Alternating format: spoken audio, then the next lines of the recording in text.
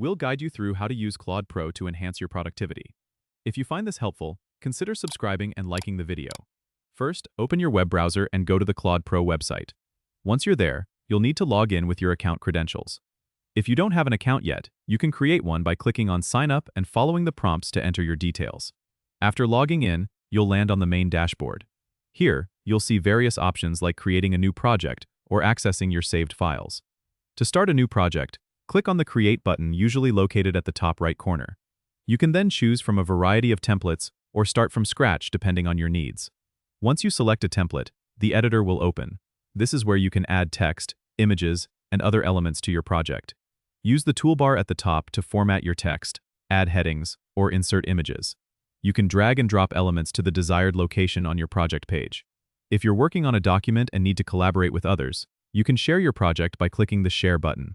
This will allow you to invite others to view or edit your work. You can also set permissions to control what others can do. If you need to export your project, click on the Export option and select the file format you prefer, such as PDF or docx.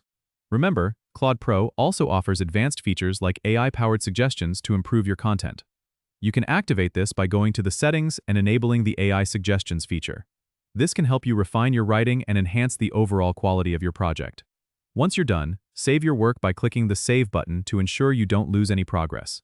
Don't forget to subscribe and comment if this helped you out.